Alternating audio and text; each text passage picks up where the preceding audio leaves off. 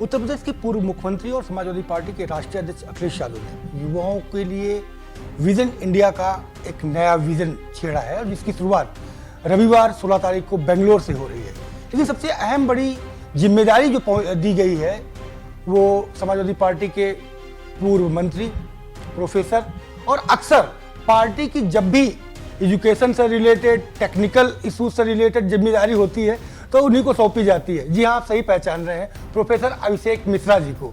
और एक बात और मैं जोड़ना चाहूंगा कि 2012 के इलेक्शन के मैनिफेस्टो के पहले जो लैपटॉप जोड़ा गया था वो आपकी ही देन थी, जो लगातार विपक्षी आज भी उस लैपटॉप पे फंस जाते हैं।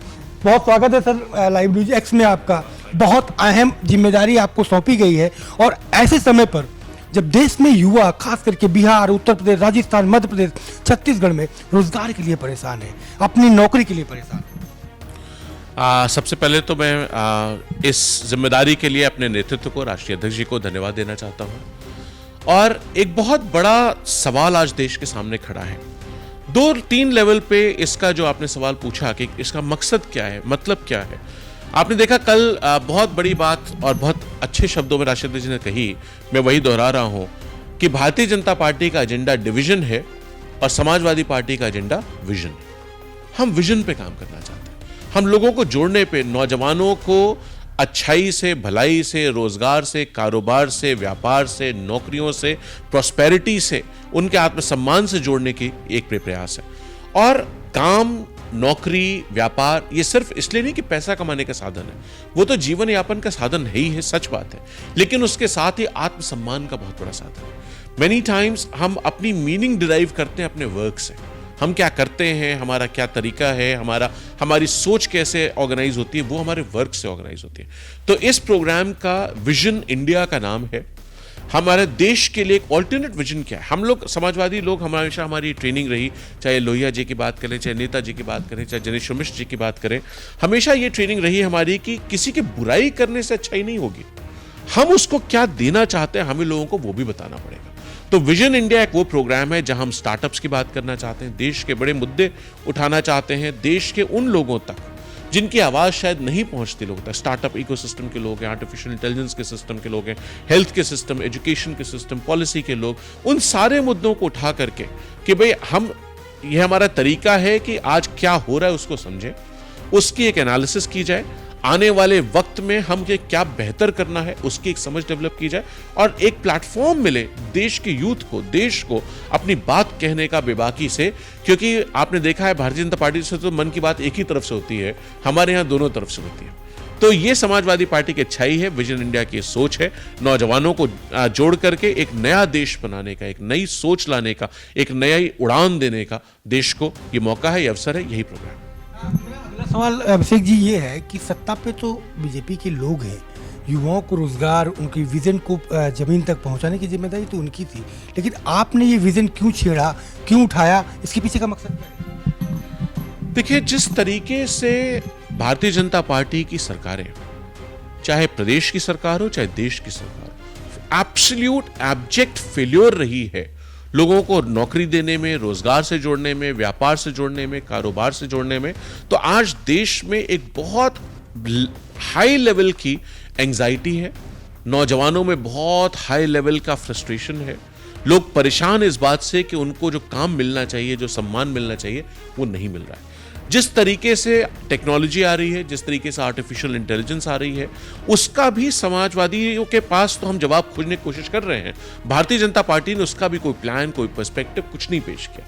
पूरी तरीके से मैं ये कह सकता हूं कि नौकरियां भारतीय जनता पार्टी के एजेंडे पे हैं ही नहीं।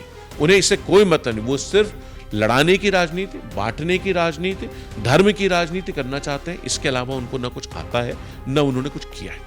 तो वो एक बहुत बड़ी जरूरत आज समाज की है, देश की है, और क्योंकि वो फेल कर रहे हैं बुरी तरीके से, तो अपोजिशन के नाते भी हमारा जिम्मेदारी बनती है हम उन मुद्दों को उठाएं, उन चीजों को लेके आएं और एक सजग दल के हिसाब से, जिसने हमेशा प्रोग्रेसिव राजनीति की बात की, जिसने डेवलपमेंट की बात की, इकोनॉमिक ग्रोथ की बात की, प्रॉस्पेरिटी की बात की, लोगों को जोड़ने की बात की, मोहब्बतों की बात की है, डिवीजन नहीं विजन की बात की है, वो समाजवादी पार्टी अपना वो हक आज भी अदा कर रही है।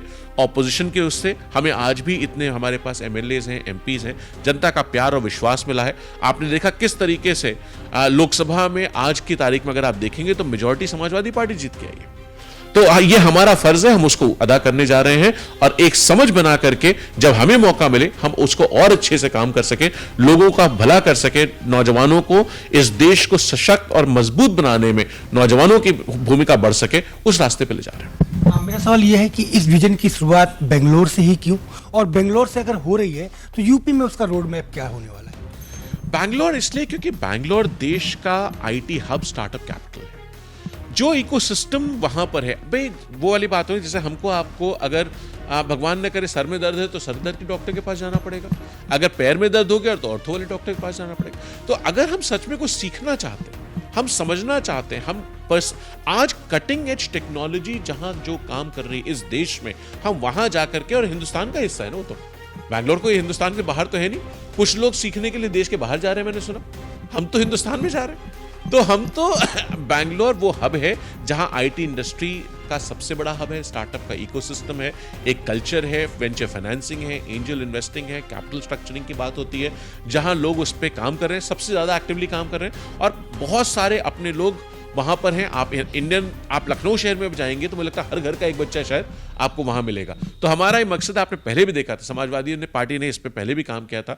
माननीय राष्ट्रीय अध्यक्ष जी जब मुख्यमंत्री थे तो HCL सिटी यहाँ बनाना, चक गजरिया यहाँ बनाना, इन्फोसिस को यहाँ लाना, हजारों की संख्या में आज लखनऊ में जो IT में लोग काम कर रहे हैं वो समाजवादी पार्टी की देन है। माननीय अखिलेश यादव जी का विजन था, जो आज भी वो बच्चे वहां काम कर रहे हैं, वो 6000 8000 परिवार जो भी हैं वो कम से कम अपने परिवार के साथ रह रहे होंगे, उनके अपने माँ बाप के साथ रह रहे होंगे। तो वहां जाकर के उसको समझ के कि उससे भी बेहतर चीज उत्तर प्रदेश में कैसे की जाए, ये हमारा लक्ष्य है।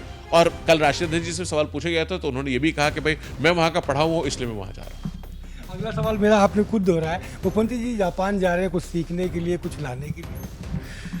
चला चलाई की बेला है, 4-6 महीने की सरकार बची, उसके बाद चुनाव है। जो काम 10 साल में नहीं कर पाए वो आपको लगता है कि अभी कर देंगे। डेटा सेंटर की बात कर रहे हैं, मैं तो कहता हूं आपसे चैलेंज है मेरा। चिप डिजाइन की बात कर रहे हैं, मेरा चैलेंज है, करके दिखा दे, हम मान जाएंगे। और नहीं तो हमें नहीं तो छोड़े। तो कहे ना लाइन है कि सिंहासन खाली करो कि जनता आती है। जनता ने मन बना लिया है, आपने लोकसभा देख ली है, हमें दीजिए चैलेंज, हम करके दिखा देंगे आपको। हमने बनाया ना एक्सप्रेसवे, कितने दिन में बनाया राष्ट्रीय अध्यक्ष ने? मुख्यमंत्री रहते हुए एक्सप्रेसवे राष्ट्रीय अध्यक्ष जी ने 2 साल से कम में बना दिया। मेट्रो 2 साल में बना दिया। कहीं और बना हो तो आप बता दो। बनारस का मेट्रो आज तक बना पाए हो माननीय प्रधानमंत्री, तो बता दीजिए। गोरखपुर का मेट्रो के अनाउंसमेंट आज तक बना हो तो बता दीजिए। 10 साल से तो मुख्यमंत्री है, यहां भी है, वहां भी है, वहां भी, पता नहीं कितने इंजन की सरकार है, सबकी सब फेल है। तो भाई इंजन जोड़ने से नहीं होगा, इंजन के अंदर भी तो वो होना चाहिए ना, जज्बा होना चाहिए। मेट्रो का सवाल उठाया, एक बीच मेट्रो को लेकर के काफी विवाद हुआ और ये कहा गया कि वो मेट्रो हमारी है और आपने कहा हमारी। अच्छा, आप तो रहे होंगे जब मेट्रो उद्घाटन हुआ था दिसंबर 2016 में, आप थे कि नहीं थे? आपके कैमरे वाले साथी थे कि नहीं थे? वीडियो है उसका, नहीं है? क्लिप है कि नहीं है? आज के जमाने में कुछ छुपता है? आप किसी प्लेटफॉर्म पे चले जाइए, वो आपको फोटो वीडियो उद्घाटन के साथ मेट्रो चलती हुई, सीटी बजती हुई, उसमें चलते हुए, हम सब लोग उसमें बैठे हुए आपको नजर आ जाएंगे। अब भाई बाहर सूरज चमक रहा है, अगर भारतीय जनता पार्टी वाले कह दें कि बाहर रात हो गई तो हम रात थोड़ा मान लेंगे। तो ये तो मैं कहने को कोई कुछ कह दे, उनको अधिकार है भाई, उनको सारी व्यवस्था उनके पास है आज की। आप तो फिर भी हम लोग सवाल पूछ रहे हैं, बाकी तो हमारे मीडिया वाले साथी हैं जो उन्हीं की सुनना चाहते हैं, उन्हीं की गाना चाहते हैं। तो ये तो सच है, जो सच्चाई है वो आपके सामने है, पूरे देश के सामने है, डॉक्यूमेंटेड एविडेंस है, सरकारी वो है, मीडिया ने कवरेज किया था। उसके बाद भी कोई कुछ कह रहा है तो मुझे लगता है लोगों को एक सर्च कर लेनी चाहिए, बहुत सारे प्लेटफॉर्म है, किसी भी जाके कर लें, नतीजा सामने मिल जाएगा। सवाल मेरा बिहार से है कि बिहार के चुनाव खत्म हुए और कल के आपने एग्जिट पोल भी देखे होंगे, बिहार के माहौल को देखा और एग्जिट पोल देख करके कैसा? एग्जिट पोल तो हमने महाराष्ट्र में भी देखे थे, एग्जिट पोल हमने भारत के उसमें भी देखे थे, वो 400 सीट जीतने की बात कर रहे थे। एग्जिट पोल तो हमने बाकी बहुत प्रदेशों में भी देखे थे। तो एग्जिट पोल तो सिर्फ भारतीय जनता पार्टी ने एक स्ट्रैटेजी और टेक्निक बना ली है अफसरों पे दबाव बनाने की, जिसकी हवा जिस दिन काउंटिंग शुरू होती है उसके 2 घंटे के अंदर अंदर निकल जाएगी। तो ये बिल्कुल गलत है। आप देखेंगे जनता का जो मन था, जनता की जो मर्जी थी, वो आपके सामने आएगी और पूरी ताकत से आप देखिएगा कि बदलाव के बयार बिहार में स्थापित होंगे। क्या एनडीए के अंदर की जो खास करके नीतीश कुमार को अलग थलग किया गया, तमाम उनके बड़के नेताओं के बयान भी आए और कुछ बड़बोलेपनों को नेताओं को जनता ने भगाया।